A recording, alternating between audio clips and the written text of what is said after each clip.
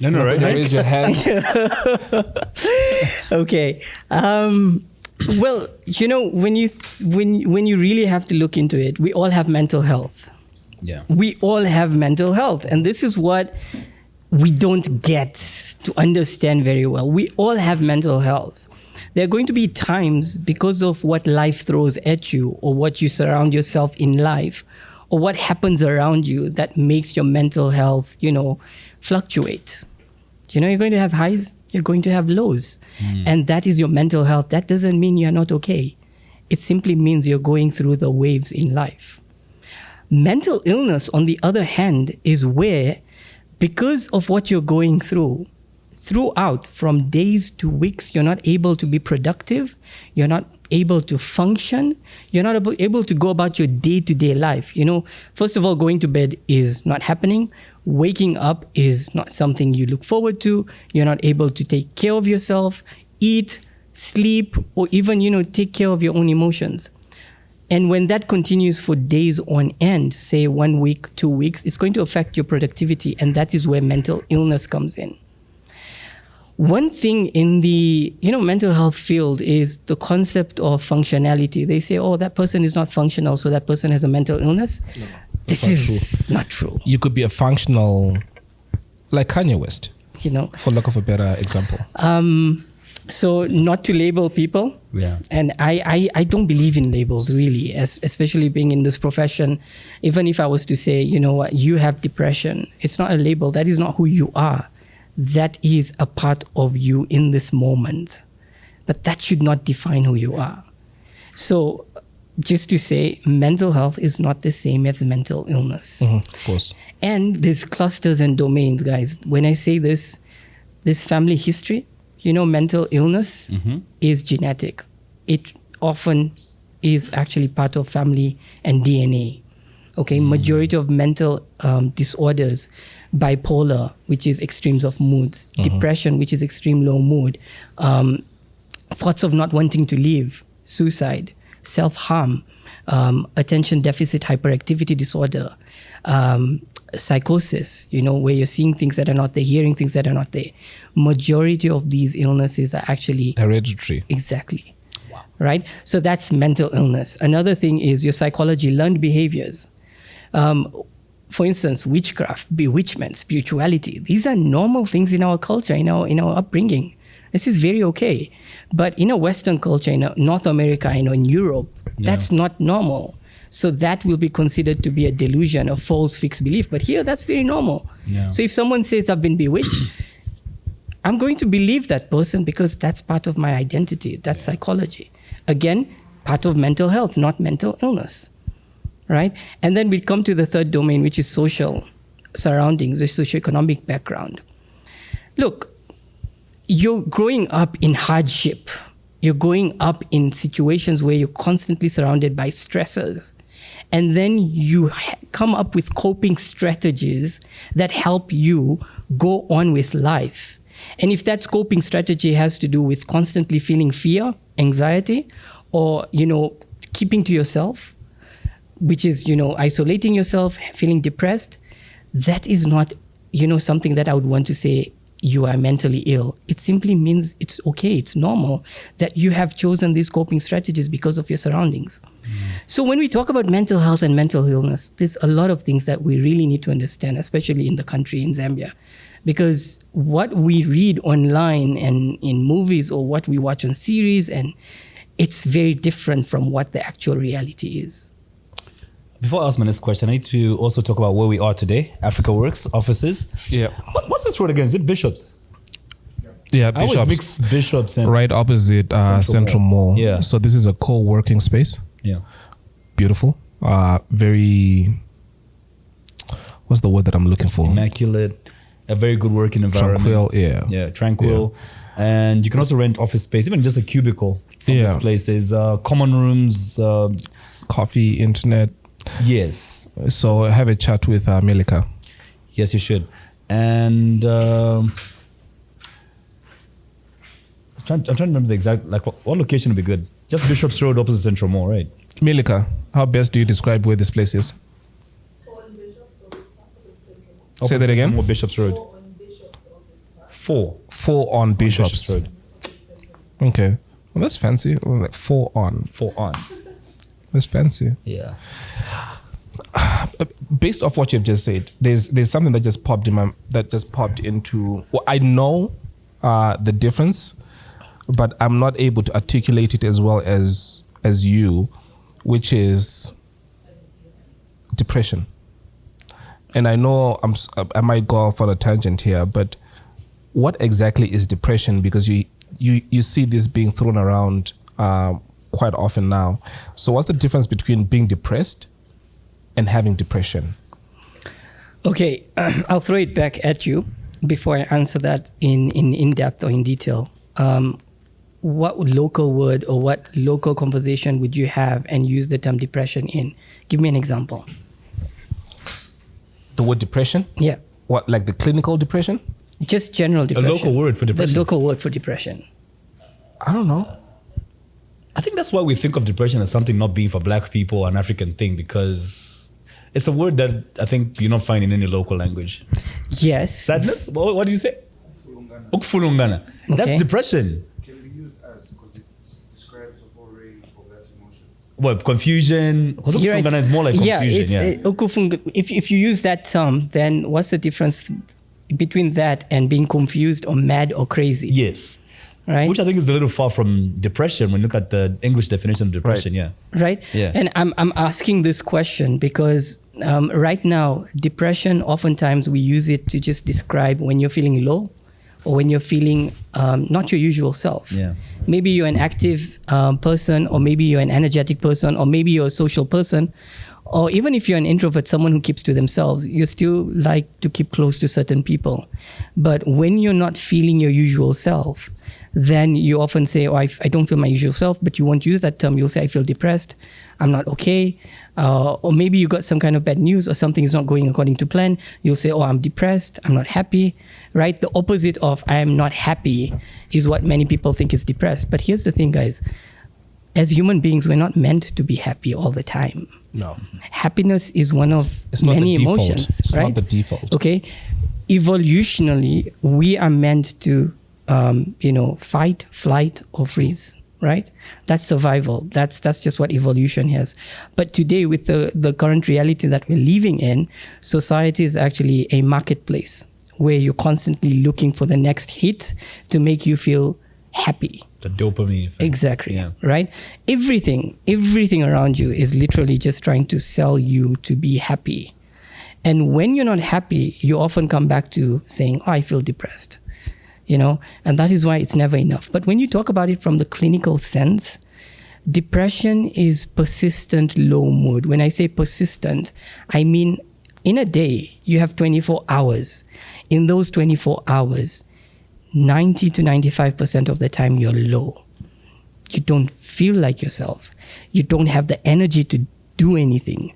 You don't feel like, taking part in the hobbies that you usually do. Maybe one of your hobbies is, talking to people. Maybe one of your hobbies is watching stuff, reading things, communicating with people. You don't feel like doing that. Depression is also where you start feeling hopeless. Like it's not worth it. Why am I doing what I'm doing? It doesn't make sense. Guilt, you constantly, self-evaluate and you constantly think about yourself as not good enough. So depression is literally a lot of things. Clinical depression is a lot of things. But it has to do with you feeling that way for at least a minimum 2 weeks continuously. Why 2 weeks again? Because if you're going to feel like that for at least 2 weeks, you're not going to be productive. You're not going to take care of yourself. You're not going to probably sleep well, or you're going to oversleep. You're not going to eat well. Your diet is going to be either high or low, where you're going to eat a lot or you're not going to eat at all. And your mood is just going to be low all the time. So again, all of that is just going to make you put yourself at risk. So this is what clinical depression is.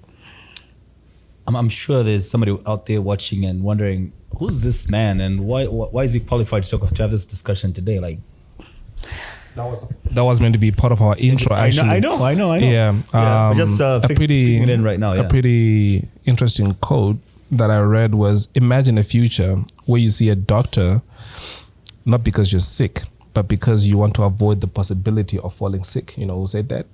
No, Kanye West. It's Dr. Naim. Dr. Naim. Yes. Oh, he did. He did. So Dr. Naim is a qualified medical doctor, psychiatrist with a Master's of Medicine, the Master's of Medicine degree in psychiatry based at the UTH. He enjoys exploring issues beyond the boundaries of conventional health care and focuses on preventative health. He uses journalism and community outreach to teach the art of not needing medicine. There's quite a bit of this, but I don't want to sell your story. So perhaps you could just give us How did you end up where you are, man? Yeah. Maybe we can even. I think this is where I start with Silelo Tayamba Vakamba, right? I just, sometimes when I hear someone read about me, I often think like, is that really me? Yeah. But born and bred in Zambia, went through education, went to UNZA, medical school, and even at UNZA, it wasn't really like, oh, you're going to do medicine. It was more like, oh, you've got good grades, so yeah, let's go to medicine. Went through UTH as a medical student, and then from there, internship again at UTH. And that's where I really realized. Before that, I never thought that I would actually be someone who wants to be part of the Chainama community. Yeah. I say that because in my 6th year of medical school, I told myself, this is not where I want to be or I would want to be because of the growing up Chainama case. You are acting up, take you to Chainama, you're a problem, things like that, right? So again, being there as a medical student, I said, nah, I hear what people say when they say this is a, Chainama issue. But as I graduated as a medical doctor, as an early career doctor, when I was going through the different disciplines of medicine, I realized the gap in healthcare. You're seeing a mother come in with a child who has maybe diarrhea, and you're asking the mother, why did you wait so long to bring your child here? And then the mother is telling you, and you're telling the mother, this is simply washing your hands with soap and water, right? Then you're like, why not getting this? It's simply washing your hands with soap and water. And then I literally say, okay, let me go to that community and see what it is. First of all, that community doesn't have regular, clean, safe water. And secondly, they can't afford soap. So who am I as Dr. Naim telling this mother to say, you should be, making sure you're hygienic when there's so many issues in the communities? Or when a mother comes in with a child who is malnourished, and then there I am wondering, why is this child malnourished? You realize the mom or the dad has so many social challenges. There's alcohol issues in the family, there's issues in the community. So all of these things really made me realize that, look, Naim, you're literally treating yourself as a doctor. You know all these things, but you're not really treating the people. They're still going to go out there, still be in that social community where they're not going to get the help. Until I started seeing a lot of self-harm cases in my practice. I remember this young girl, 16, came all the way from Kasama. She had drunk battery acid. Again, trigger warning to everyone who is having thoughts of not wanting to leave. Please bear with. But I need to share this, right? This is a 16-year-old who was sent all the way from Kasama to UTH clinic. And this is because this young girl had taken battery acid to take her own life. Not once did I ask why, right? Mm-hmm. A whole doctor. Not once did I ask why, because of my background and my biases and my perceptions. I was focused on how can I make sure this young girl is saved? And this was in the surgical rotation. So I was optimizing this young girl for theater to make sure she's ready to go for theater for a bypass because her foot pipe was completely corrosed, right? You want to take her so that you can actually help her heal. During that journey, in those few days when I was helping this young girl, I sat down with the mom and I'm like, okay, what's happening? And the mom is also, keeping to herself, not sharing and saying no. Only when, unfortunately, I lost this patient. And then the mom comes to me and says, yes, she died. The mom comes up to me and says, because of you, I saw my daughter smile. So Thank you. And I'm like, but I haven't done anything, right? Yeah. And that's when I sit down with her and I say, what happened? And she's like, the stepfather was abusing her. And the older sister also died by suicide, right? Sexually abusing. Right? And then I started looking through statistics. I'm like, how many girls get sexually abused in our country by known people? What are the statistics?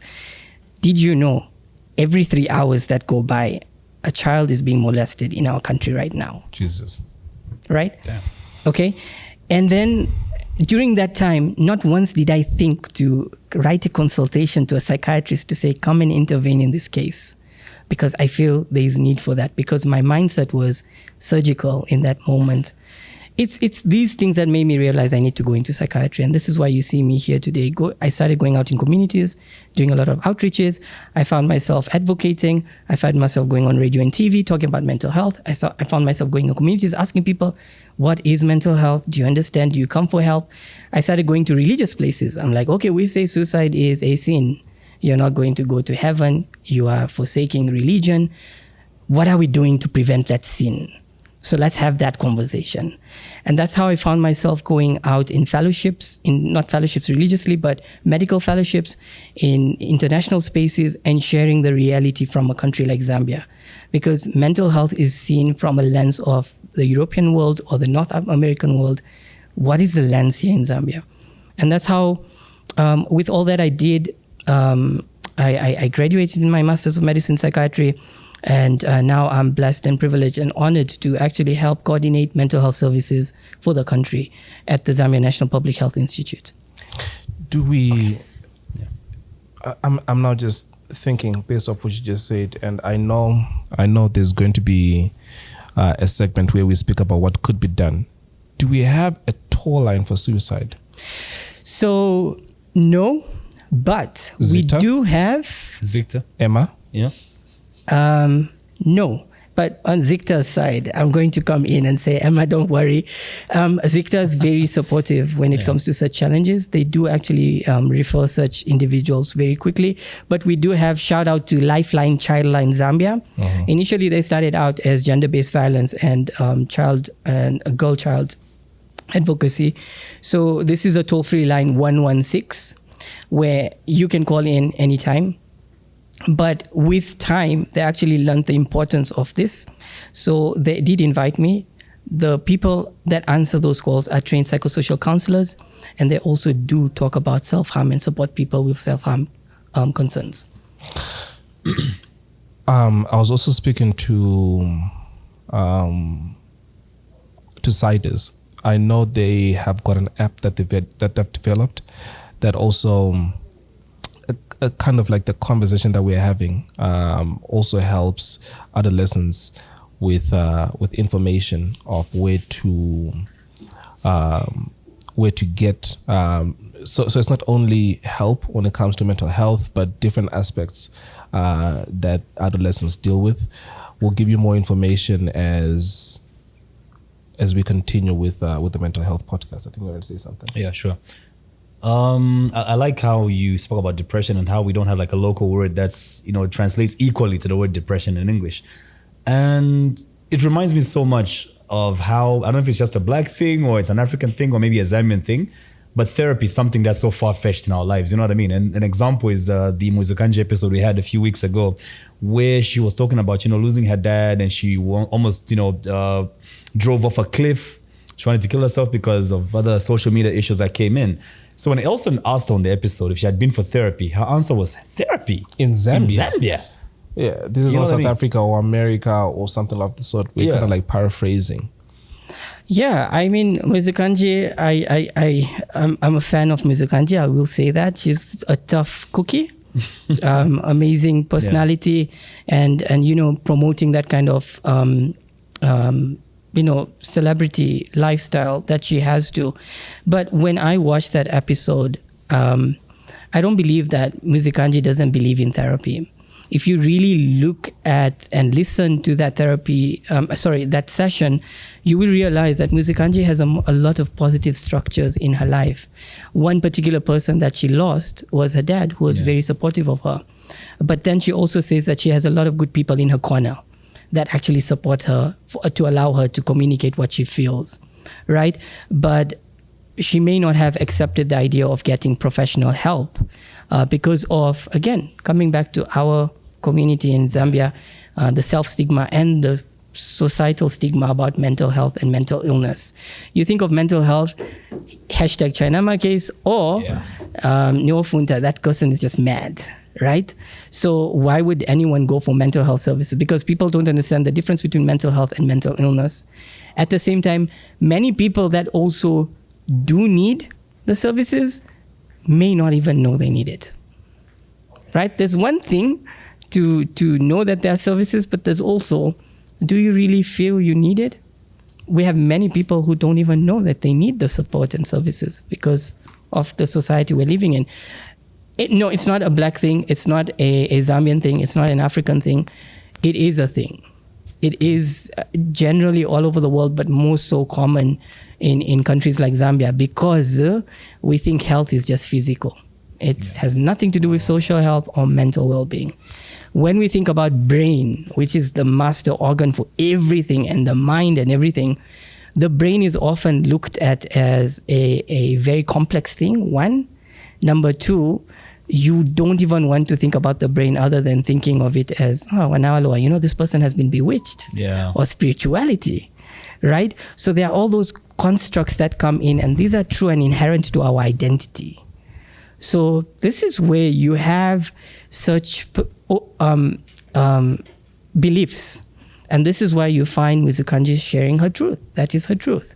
Why? Why would I go for therapy in a country where majority of people, if not all, do not believe in it? What good is it going to do to me? And that's very normal. Yeah. I think that also begs the question, when does one need to go for therapy? Not only that, let me just add something to it. How can you tell that I need therapy? Exactly.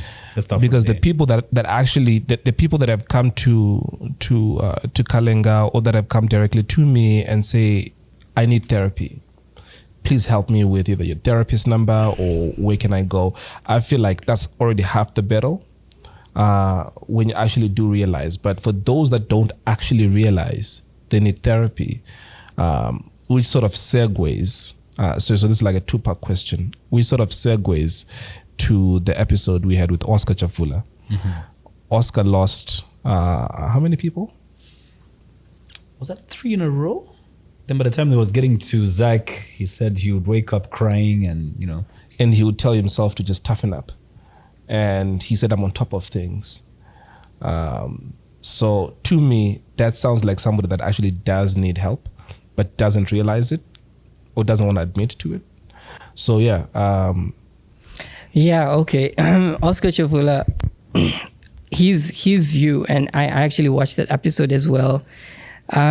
First of all, again, coming to our culture here, and a shout out to Abel Chungu, who's an advocate for men's mental health in particular, who sang a song, Wamuna Samalila, right? Yeah. Men don't cry. Okay. And when you listen to those lyrics literally just define how men are groomed in society to think about emotions.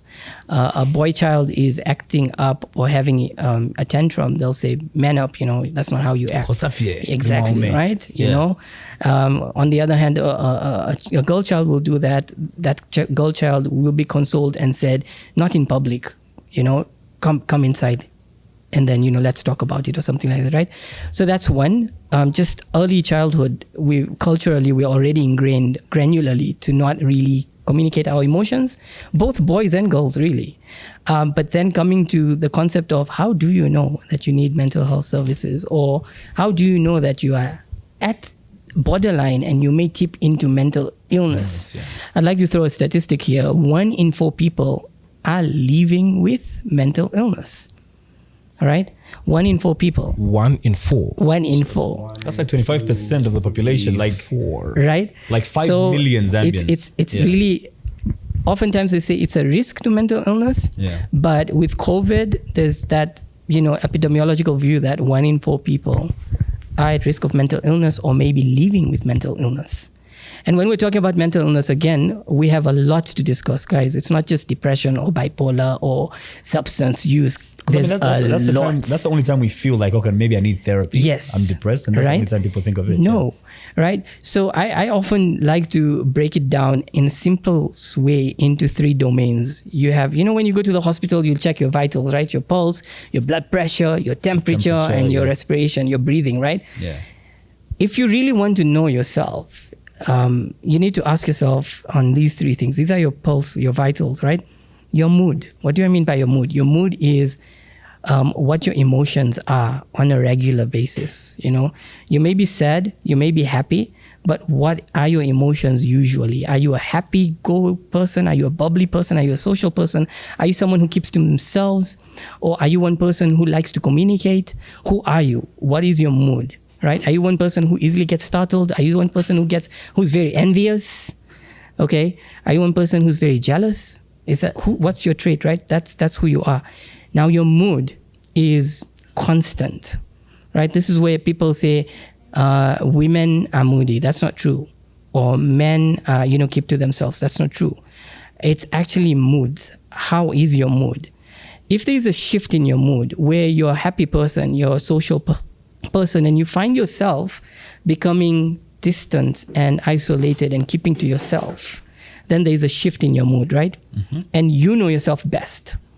And if it's consistent for 2 to 3 weeks, then there's something happening and you need to figure it out, or you need to reach out for help. That's 1. Number 2, your diet, what you're eating. There's like a key relationship between your gut and your brain. Every time you're not okay with your mental health, you're going to either find yourself eating more or not eating. And your diet is going to change. You're going to find yourself eating food that is not your usual pattern. Okay? This is where, there's food in front of you. Even before tasting it, you're like, where's the salt? You're adding extra salt. Everyone's like, guys, I'll there's never enough look at salt. Martin the same again. Right? Is that what it does? Yeah. Okay? So there are things like that. Or you usually take maybe 2 sugars in your coffee or 3 sugars in your tea. You find yourself adding extra. Why? Because you've probably had cookies and chocolates and sweets before, and now you're having your tea. Obviously, there's a change. Your senses are heightened. So your diet often changes from your mood, your diet, and finally your sleep. You can't get your qualitative, restorative sleep. You may fall asleep, you wake up tired, fatigue. Wait, what about waking up? In the middle of the night? Because I'm always, I go to bed at 9 p.m. Midnight I'll be awake. Sleep at 3. By 4:30 I'll be awake. Intermittent sleep the whole night. It's been on for like 4 months now. This is what we call functional mental health concerns, right? You're functional. But that's not normal. Look, the way our brain is, and we'll probably have a podcast just on sleep disorders or sleep issues, right? Because it's a key point. But the way the brain works with sun, right? The sun, literally. The minute the sun goes down, the eyes sense that, even in people who are blind, it's sensed, right? Such that there's a hormone that starts being produced. That's called the hormone that will make you fall asleep. So in 2 hours after the sun goes down, the hormone goes up and it actually shuts your whole body down, right? Mm-hmm. And that is where you start feeling drowsy and you have to go to sleep. And if you don't go to sleep then, you're going to distort that whole cycle. Okay. By the time it's midnight, that hormone is at its peak and then it stops being produced because you've shut your eyes. Yeah. And now it's like, okay, we have to use this up. And this is why you have early awakening between 3 and 4, right around the time the rooster starts crowing, right? You start having way early awakenings. And then by the time the sun rises, you wake up. That's how the brain is. That's what we call the sleep cycle. So wait, are you saying when I feel drowsy at 7, 8 p.m., I should sleep? Yes. So if I sort of go past that barrier without sleeping, I'll have issues the whole night. Yeah, because look, sleep you have to go through 4 stages of sleep. There's REMs that we call. And this is when your brain is actually processing memory, focus, attention, thoughts, emotions, feelings. All of these things are being processed when you're asleep. And the thing is, short-term memory, for instance, if you're in class or you're listening to me right now, you want to remember what I've said, you have to go through the 4 stages of sleep. Short-term memory only is converted to long-term only if you sleep. And if that's disrupted, it's an issue. All these things, the gadgets, social media, everything actually distorts the wavelengths and it kind of messes up. So 3 pillars that are affected when you want to ask yourself, when do I reach out for help? Your mood, your sleep, and your diet. So I need help, man, because I hardly sleep nowadays. To a point where Dr. Khan actually put me on sleeping pills. When did I tell you about those? Last month? Remember, Yeah, I went through a whole course of, I think, 12 tablets. I can't remember the name of the drug, but I couldn't sleep without it. That's the point I reached last month. Okay, I'm sorry to hear that. Thank you for being vulnerable. Yeah. It's normal, right? That's what I'm going to say. It's very normal in the life cycle that we're living right now. But you need to understand that, again, I'm going to throw a bomb here. There's retrospective studies done, longitudinal. What I mean by that, retrospective past, looking at the past, coming forward for decades. And they've found that individuals that have disturbed sleep for more than, years, for more than 10 years or so, the way you're talking about, you're at a higher risk of having things like cancers, autoimmune issues, including non-communicable diseases such as diabetes, hypertension, and your life expectancy also goes down. I'm dead. No, we're not going there. Let me give you. My birthday is tomorrow. No, look, I said years. This has been 4 months. Yeah. So, there's concepts like sleep hygiene, and we'll talk about it later on in other episodes. Yeah. Let me give you a sure way to fall asleep. Have sex or masturbate. That works. We'll have a discussion on that. There's also sex disorders that we need to talk about. Masturbation, what's normal, what's not normal. Having sex, healthy sex, yes. Unhealthy. When it becomes an addiction. Yes. Right? Yeah. Sex is always supposed to be consented. Right? It has to be both partners wanting the same thing. Right? It should be something that is not just one-sided. Yes. Right? There's so many things that we have to touch on when it comes to sex. Yes. Yeah. So we'll come to that. So I think we haven't quite fully answered the question I asked earlier about when does one need therapy or how often does one need therapy as well? Because Elson comes in every week, he says. Yeah. Is that recommended dosage of therapy in a human's life? Look, therapy is actual treatment and it depends. There's psychotherapy where you're actually going through evidence-based support for a particular concern that you may have. It may be anxiety, anxious thoughts, behaviors, concerns, emotions, and all those things, right? That is different from actual counseling where you're going through a guide.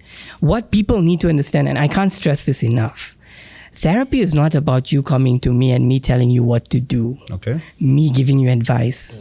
That's not what therapy is. And this is what people get wrong. Therapy is where you come to me, we go through what is it that you want to discuss? What is it that you're finding as challenges? What are your strengths? What are your weaknesses? And how is it that you can be guided to go on? Because majority of times, we know exactly what we're capable of and what we can do. It is just that we need that guidance and support. Right. So that is what therapy is. And there are goals and there are certain things that you need to achieve. So it's a lot of work. And mind you, just like any other treatment, it has side effects.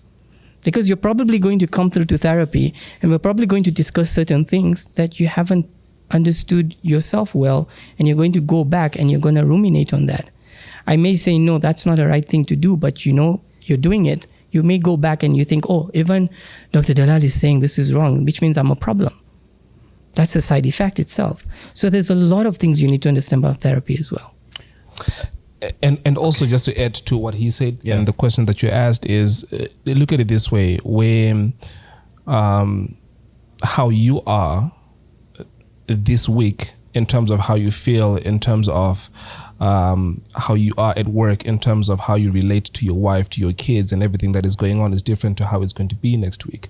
So if you have like a weekly dosage of therapy, it's almost like you're resetting, it's almost like you're updating, that this week particularly was difficult because this is the week that my grandfather died. And I couldn't function the first 2 days of the week because of A, B, C, and D.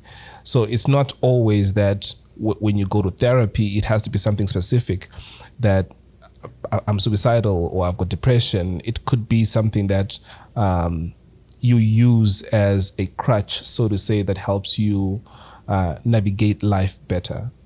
Right. It's about what you're saying. You have intermittent sleep. Why are you having intermittent sleep? So you process that, right? Yeah. You communicate that. What is it that's changed? Or what is it that's about to change? What is it that you're trying to achieve?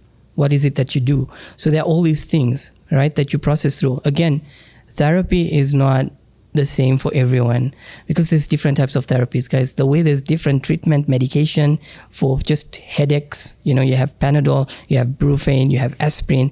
Even therapy, there's therapy for different. loss of a loved one, Different, yeah. for breakups. Everything. Why are you Loss of a job. right?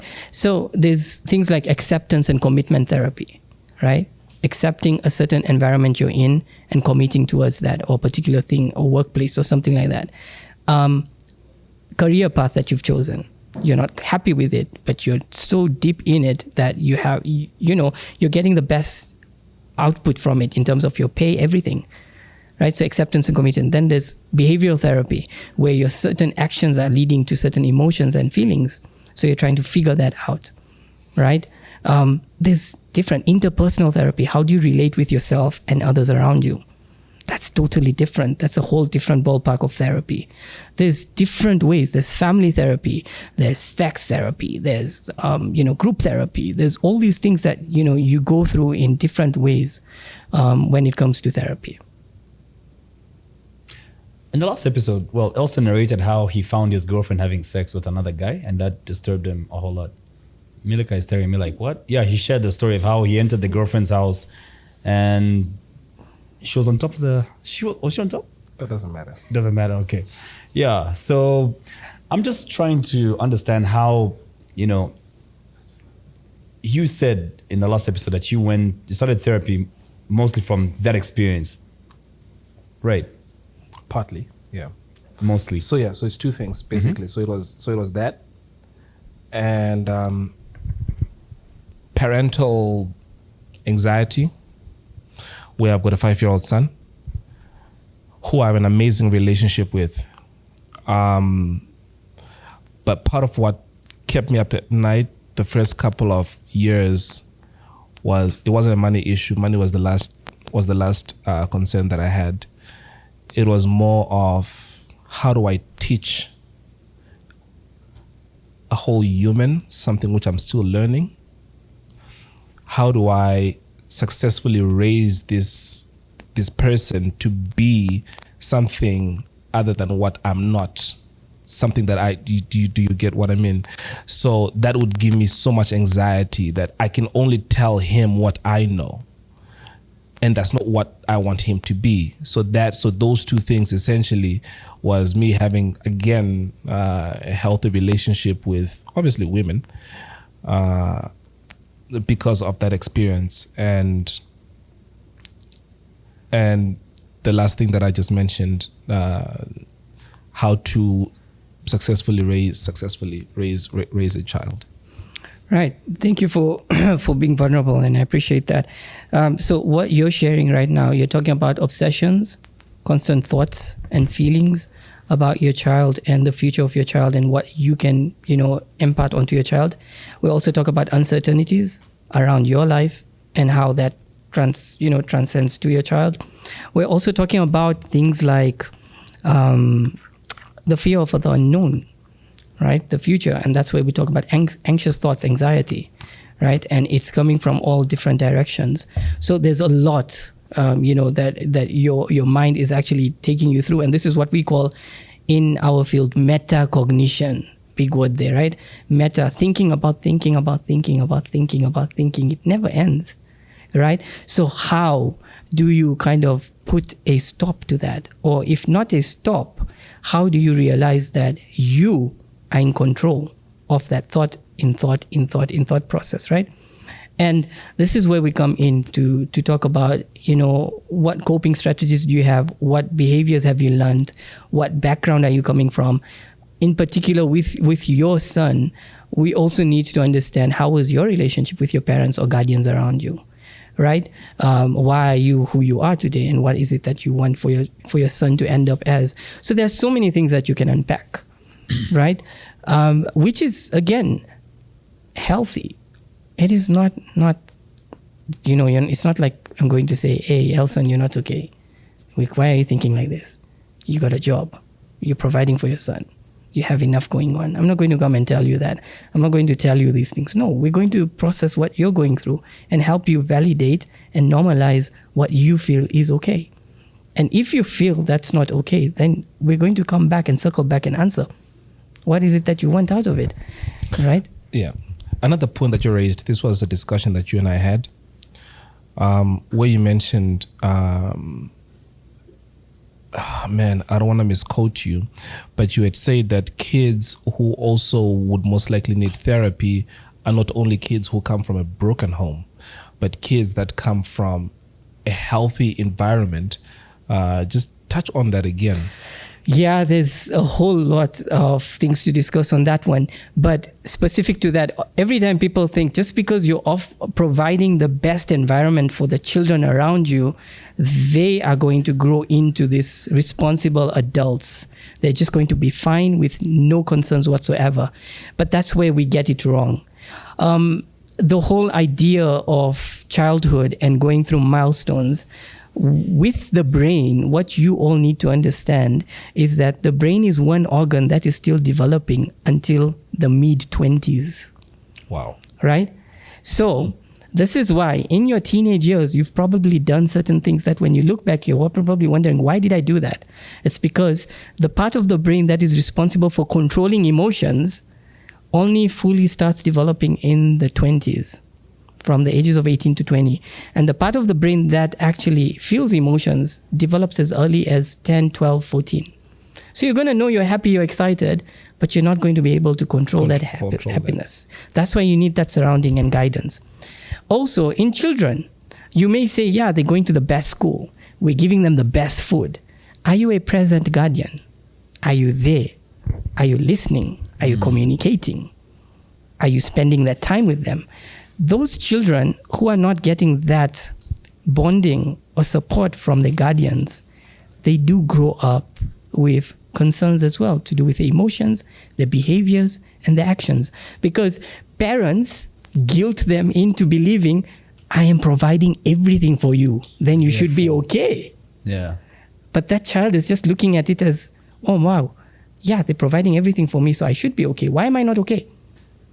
Right? So there's a lot of things, and that's why we're seeing, we're seeing an intergenerational divide at the moment. And the other thing as well to sort of highlight is we seem to be skimming through topics and not really getting in depth, because this is, I don't think we mentioned this in the beginning. This is a preview of what's to come on the mental health podcast. What's to come on the mental health podcast, which is what we are going to be running with Dr. Naim.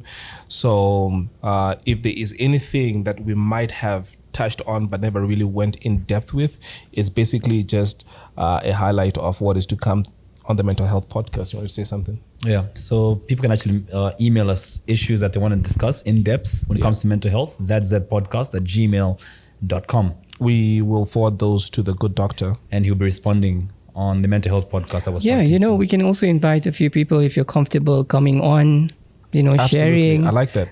It really gives a face to the conversation. And you also get to ask follow-up questions. Exactly. Because not everything is captured in an email. Yeah.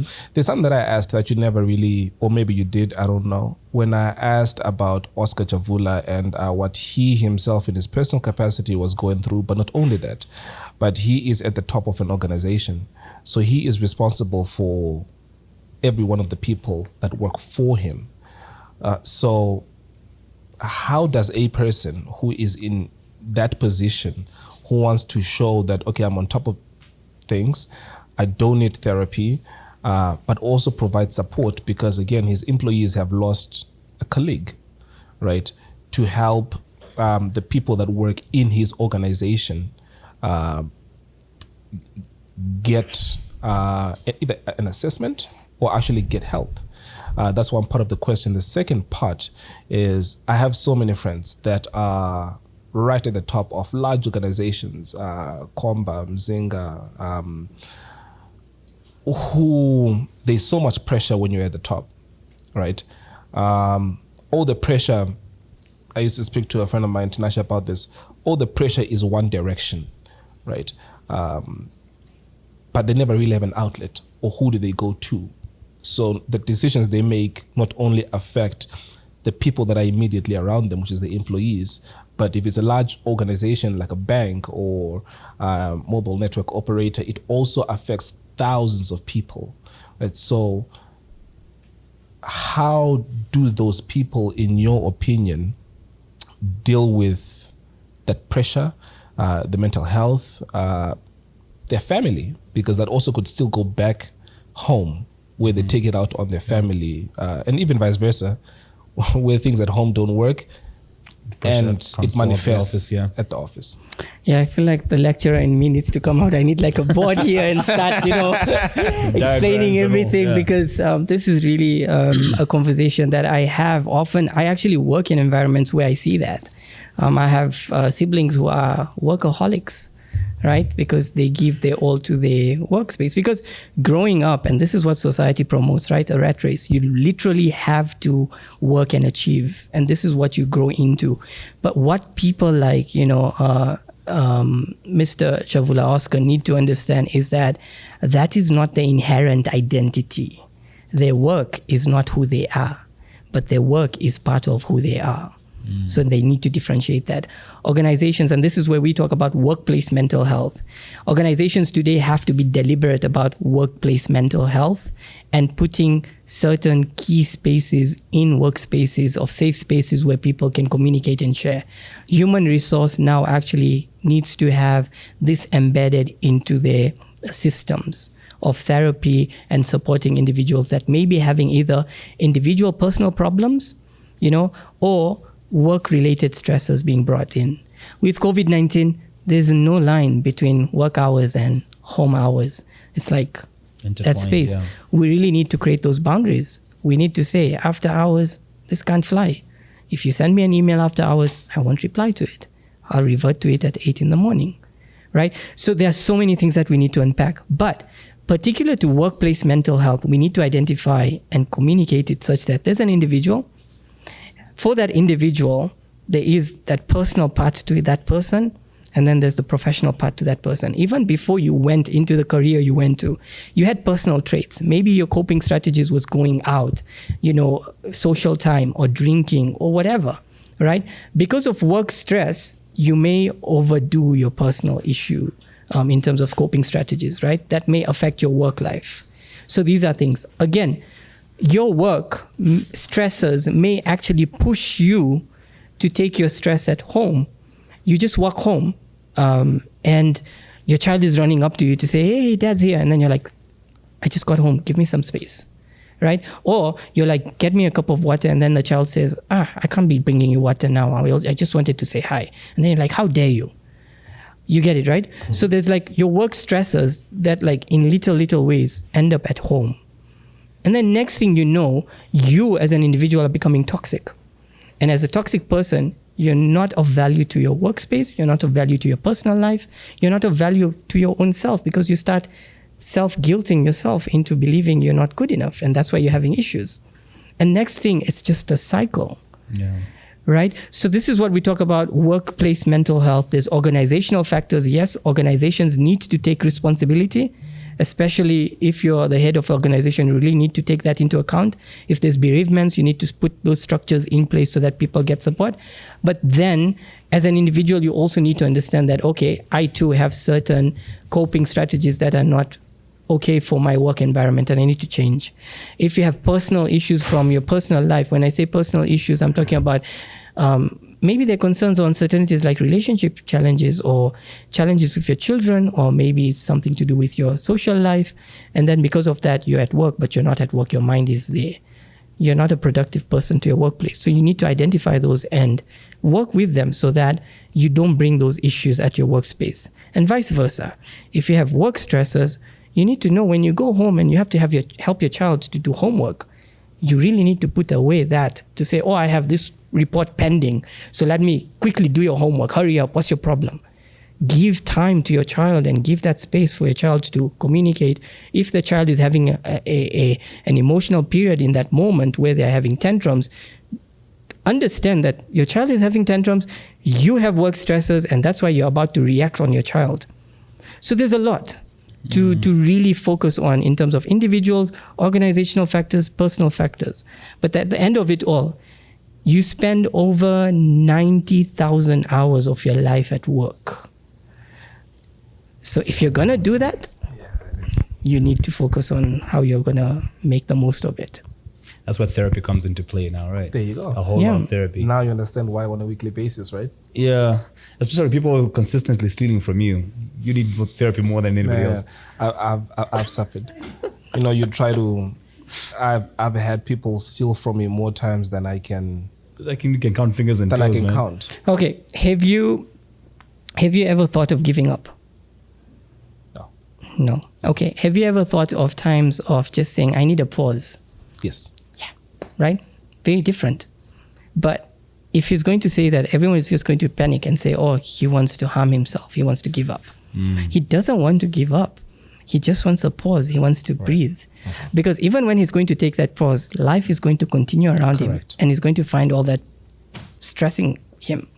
So again, coming to that point, I see this because conversations around self-harm and suicide, not had in our country because of all the religious views, all the spiritual views. But we need to have these conversations because Zambia is a youthful population. We say, okay, we have so many people that are below the age of 30. Yes. Now, statistic, one of the leading causes of death in young people is by suicide. No. Really? Yeah. Where does that fall when it comes to you mentioned mental illnesses? And mental health, right? What does suicide fall? Suicide. Somewhere with that, yeah. Suicide is actually part of mental health and also mental illness. Mental illness, because if you're diagnosed with clinical depression or clinical anxiety or any other psychotic illness, there is a 3 to 4 time increased risk of you dying by suicide because of the stigma and what you feel as well.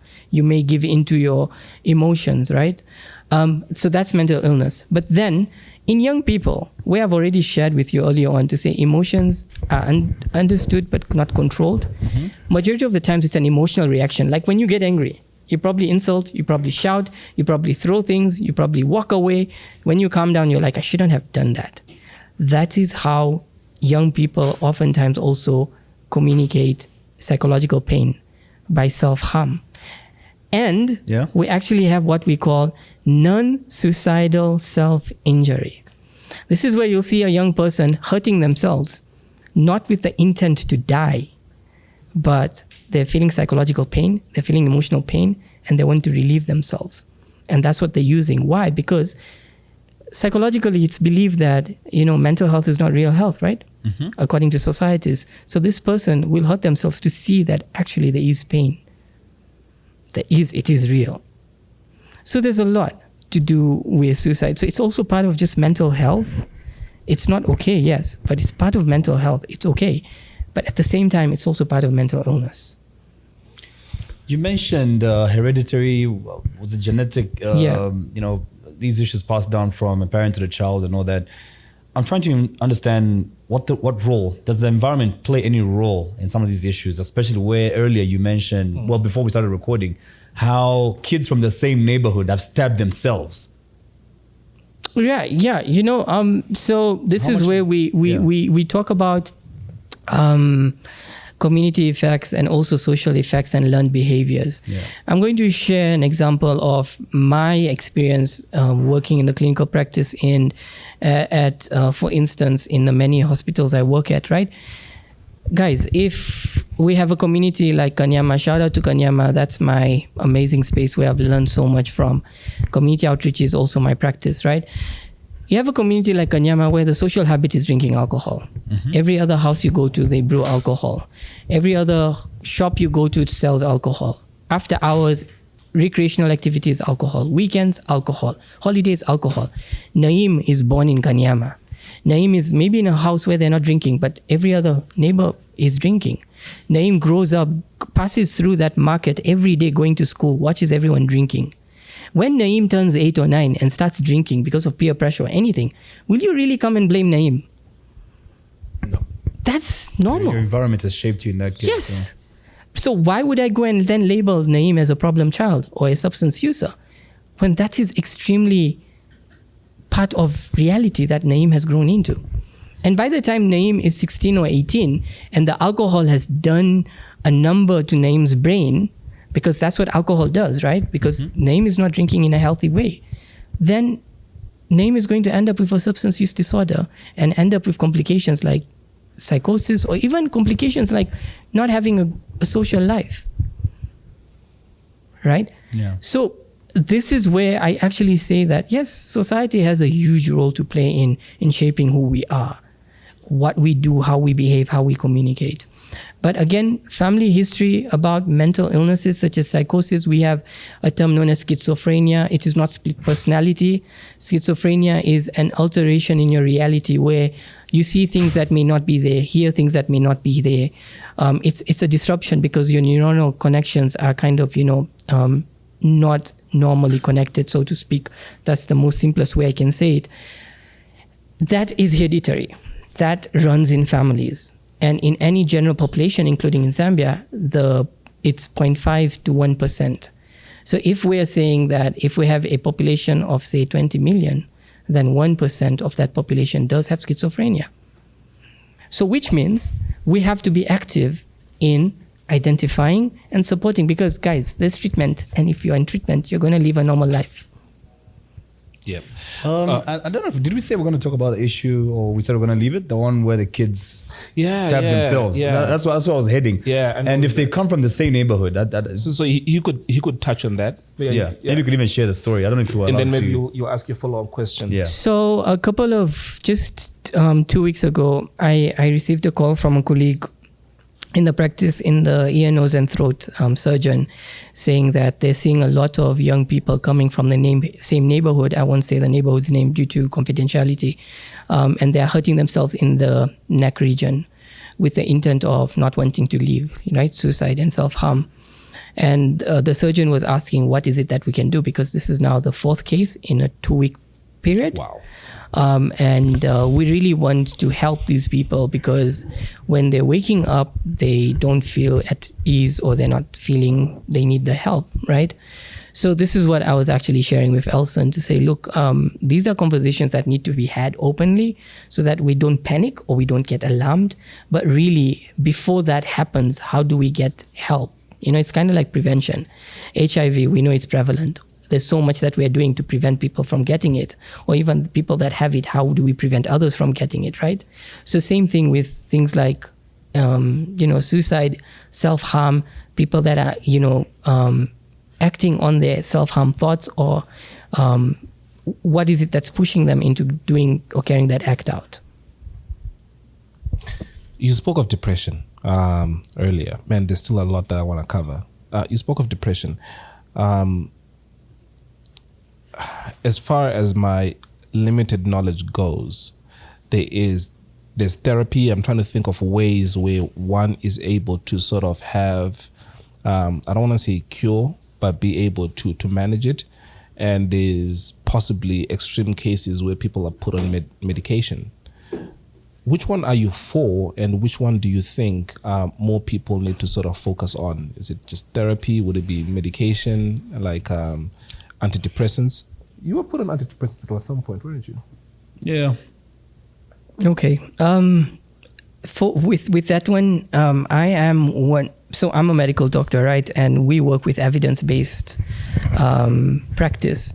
Now, I will just say it on the get-go to say we don't have studies that are done on populations such as Africa or low middle-income countries, which is a word I don't even like using, because most of our evidence is actually communicated from European countries or North America, where all these studies are done and they guide in terms of treatment and guidelines. But when it comes to young people below the ages of 18, or just the age range of 18 to 25, if individuals are having severe low mood, which is clinical depression or severe anxiety, first line of treatment is intensive therapy.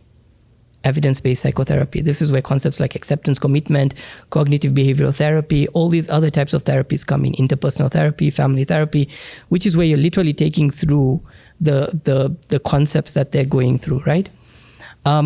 Medication oftentimes is given to individuals that are fully formed, so to speak, in their traits, in their behaviors, in their personalities. And this is where we say after the ages of, say, 25 going upwards.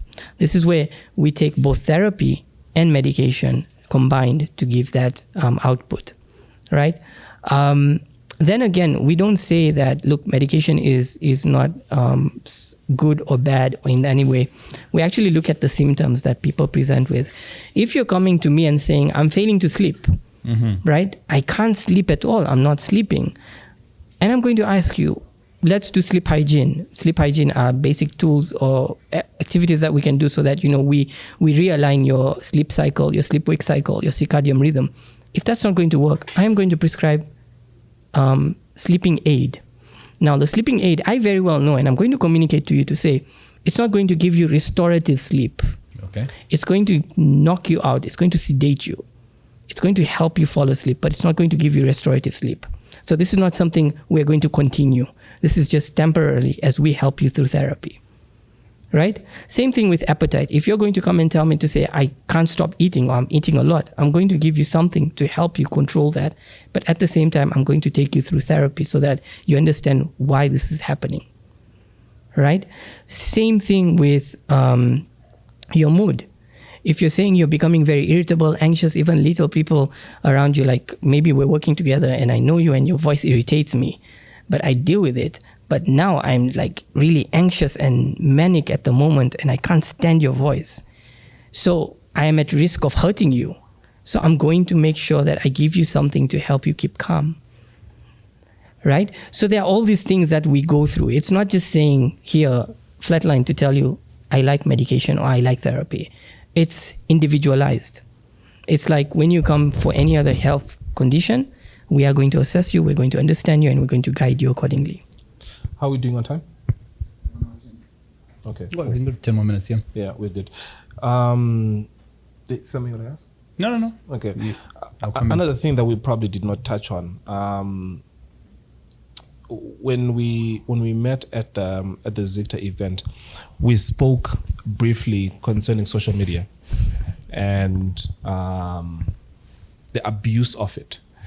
But not only that, we are sort of quickly moving into a space where, number one, not only people are feeling inadequate because of what they see on social media, so they look at their own lives as not being as glamorous or adequate as what they see.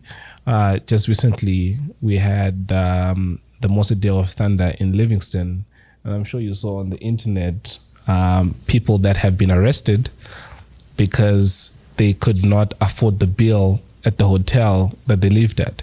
And I jokingly said, I honestly blame social media because you feel the pressure that everybody's going there, so I want to go there, even though you know you cannot afford that.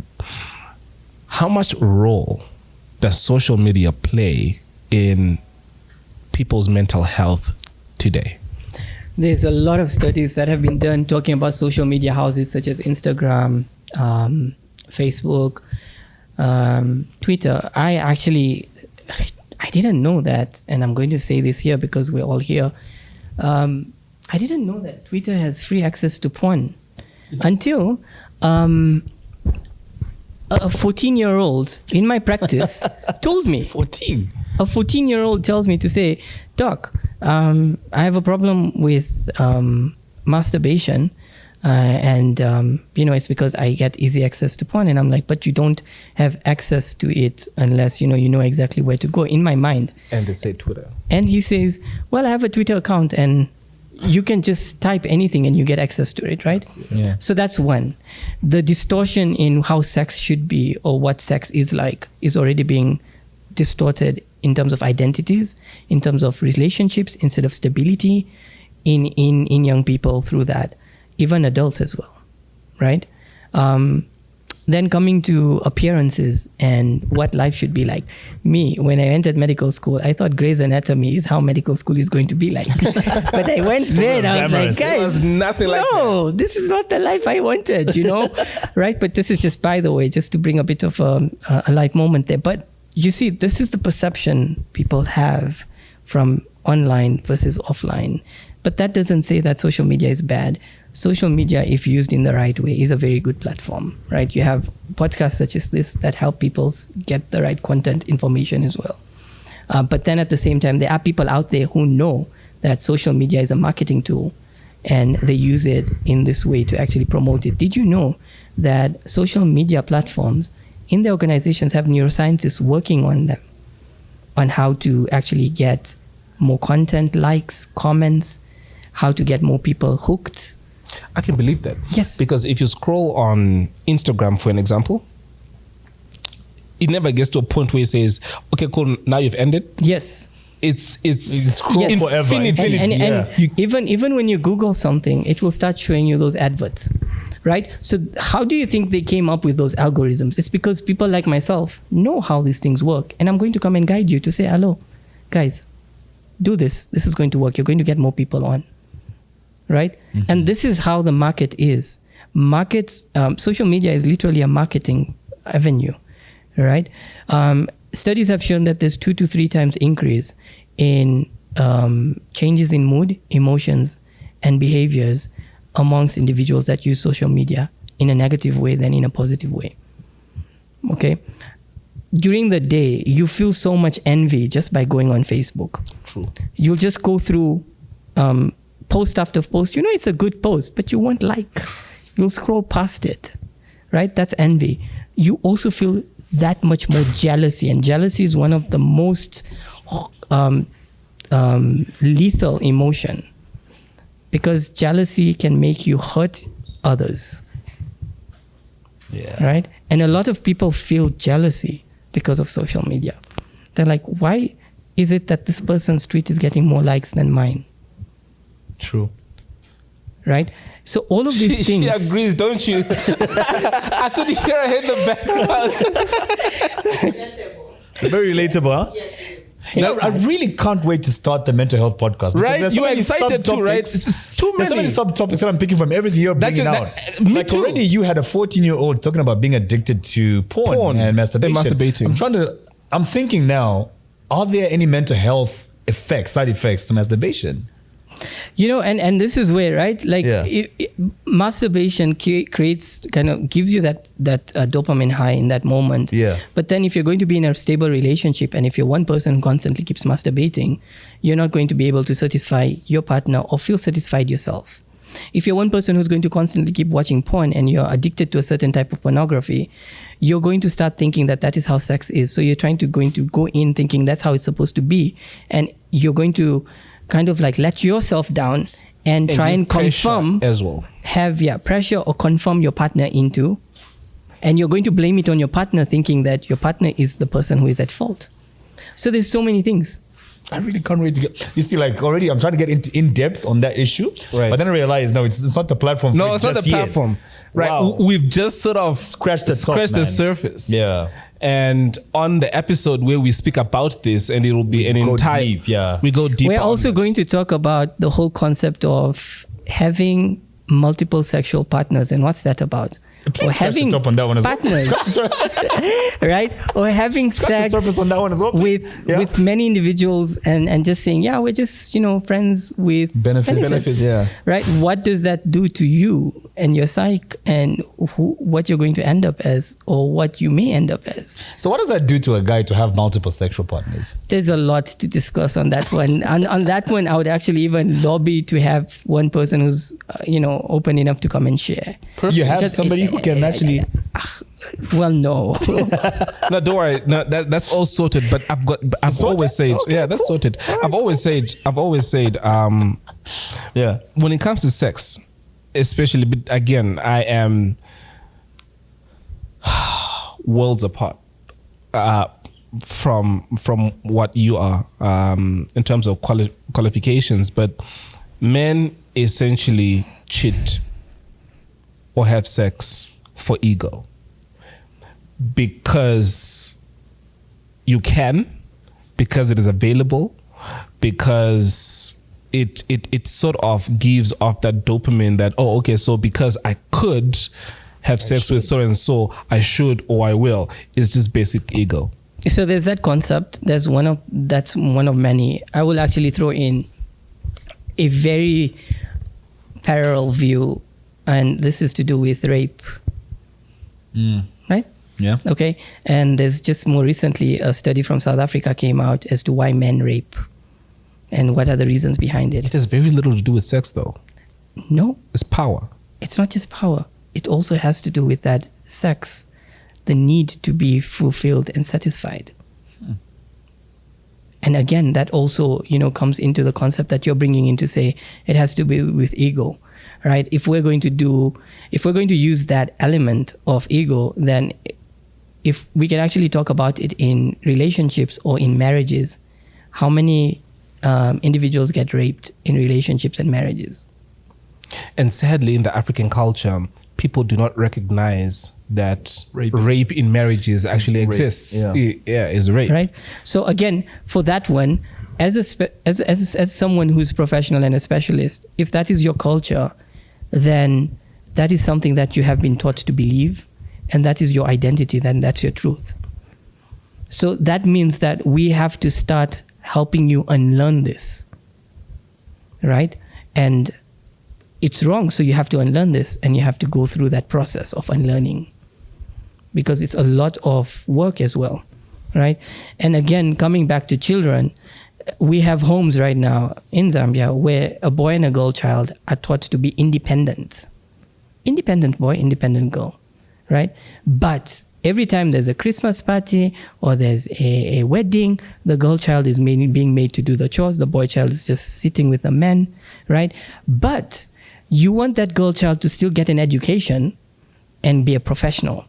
And then you will expect that girl child to get married to a boy child that is equally independent. How is that relationship going to work? Wow. That's deep. That's deep, man. Jesus Christ. I've never This thought of it that way. is what I work with in practice. So I have couples coming in and saying, no, but this is what we're supposed to do. Culturally, yes, the woman has to provide for the man and the man is the provider. But then let's look at your journeys. How were you groomed? You grew up. And this is so, there's now so you're trying much. to change somebody who has 25 years of training Right. in who they are today. Right. And you're trying to change that in a day. And then you're trying to be very respectful towards people's culture, towards people's tradition, towards people's beliefs.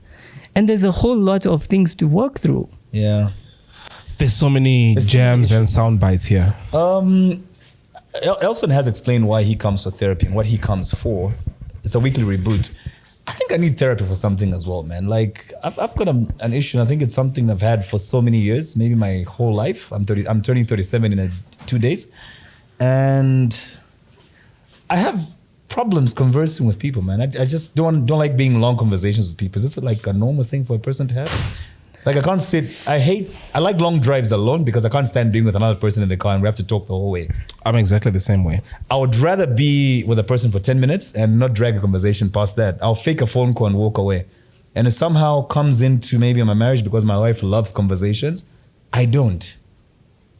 And You know what my I mean? What kind of a question- human being am I? 'Cause Okay. I think I'm very abnormal. It sort of gets to my mental. You know? Okay, the question I have for you is, why is that not normal? Is it normal? Who says it's what's normal and what's not normal? I'm asking a therapist now. Like I want to find out. I don't like long conversations. Look, Yeah. this is what you need to understand about what's normal and what's not normal. Yeah. Society is what makes it so. Yeah. Like Shakespeare said, there's Right? nothing right or wrong. It's all I think about it makes it so. society. Yeah. If you look at the history of mental health and mental illness, it's society. It's society that has constantly shared what is normal and what is not normal. I've always felt like there's something major wrong with me because sometimes I don't want to talk to people. You know what I mean? Like, If it affects, by conversation with you, and that's if it affects your day-to-day reality Yeah. in the sense that you're not productive or you're not able to communicate and be able to go from one day to the next, then yeah, that's something that we should work on. Okay. But if it's something that, it's still fine, you're still productive, you're still going through you're in a relationship, right? You have a partner, you have a wife, everything, right? So why, and if your partner doesn't feel like that's an issue, right? The people that matter don't feel like that's an issue, then where's the problem? If we keep going with this conversation, we'll keep skimming and, just scratching the surfaces of so many issues. Let's just say a major podcast is coming dealing with mental health issues, and we're going in depth with most of the topics that we've covered today. You have any more questions? No, I do not. I have got plenty, but I want us to end here. So, housekeeping is this podcast is going to air every Thursday. Yes. The mental health podcast. The mental health podcast with Dr. Naim Dalal. We do not have a name yet, do we? We've just got a working title. We'll have one by next Thursday. Yeah, either that or people could come up with a couple of options. I think we'll put a few suggestions in the comment section down here. And how can people find you? Where can they find you? And when should they see where you? can they also access mental health services? So we are also going to be working with various partners. We'll have probably one anchor partner, and when it comes to different what's the word that I'm looking for? Different needs, different populations, different concerns, different conditions, and different. So this is something that you guys have actually been very supportive towards. So with every podcast that we have or session that we have, we are going to talk about different places where people can get help for at the end. We are also coming up with a directory through the Zambia National Public Health Institute of where all these health, mental health services are offered in the country. Okay. Where am I found? Right now I'm seconded at the Zambia National Public Health Institute, where I'm really trying to create systems and synergies for mental health and bring everything to do with mental health in one space. So that's where I am. I also do support Kanyama First Level Hospital from time to time, and also other hospitals in the country when and as needed. For now, if people really need to talk to someone, Lifeline Childline Zambia, toll-free line 116. Anyone and everyone can call anytime. You can even say, Dr. Dalal, Naim said, I called you, I am not feeling okay. And you get someone on the other hand, because I have amazing colleagues and peers who I appreciate who are always there. Can people come to you for therapy?